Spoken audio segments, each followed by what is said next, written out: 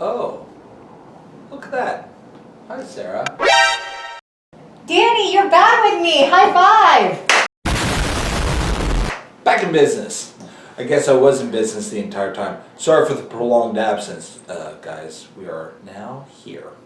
We missed you, Danny. What are we doing here today? Well, we're here for another Tuesday Tips at 2 with the Goldbergs. So thank you for joining us. Yeah. You out there, and to my husband, Danny Goldberg. Here we are. And I am Sarah Goldberg. What are we going to be discussing today, Sarah? Danny, I was thinking we'd go a little off topic from our normal immigration and civil litigation topics of interest to criminal law. And we will talk about today what happens if you are stopped by a police officer. How do you handle that situation? Pray tell, Sarah. Pray tell. Well, specifically we're going to talk about when an officer is stopping an individual to see if that individual is guilty of a particular crime. How does one handle that interaction? Are you limiting it only to that, or how people should handle all interactions when they're pulled over by the police? All, Danny. Very good. Thank you for clarifying. Yes. So when it comes to a criminal stop, one thing that an individual should know about is the Miranda rights. Those rights include, what do they include, Danny? Well, if I watched and remembered all those movies correctly, it's 1, you have the right to remain silent. 2, you have the right to speak with an attorney before you discuss anything with law enforcement. 3, anything that you state out loud can be used against you in a prosecution against you. Yes. Sarah, I believe that those relate to constitutional rights and protections.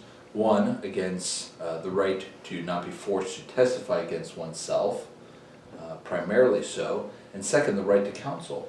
Yes.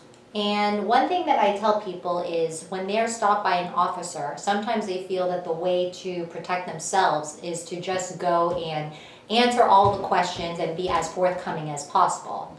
And what I have to remind people is that if you end up being so forthcoming, when an officer is asking you questions, are they asking you questions because they want to see if you're innocent? Or are they asking you questions to see if perhaps you are guilty of a crime? And when I bring that up to people, then they think, it's not to ask if I'm innocent, it's to find out if I'm the guilty party. You're not advocating that people stop cooperating with police and law enforcement, God forbid, right? No, I'm not asking for that, but I'm just telling people that when you are answering questions from an officer, please have in mind why exactly you are being questioned and answer questions accordingly. And when it comes to the Miranda rights, if it is your right to remain silent and it's your right to have an attorney, then I would say exercise those rights, because what do you have to lose? Those rights are there, enshrined in the Constitution, for a reason, after all.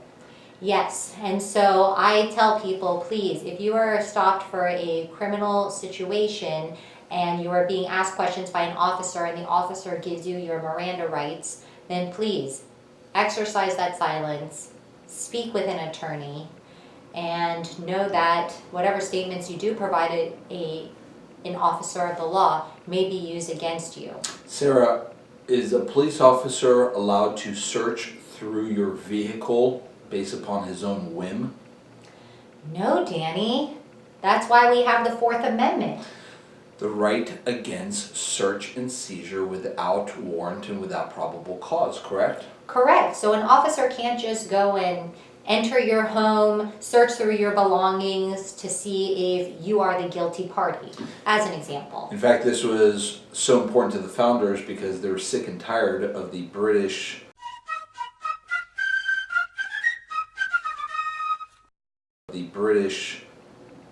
authorities being able to just do what they wanted, enter their property, go through their papers, go through their stuff upon their own whim. Boo! Boo to them and go America. So if a police officer asks if he has the right to go into your car, may I search your vehicle please, it's because he doesn't have that power unless you consent to it. So that's the big decision. Do you consent? Generally, I would say, why? I agree.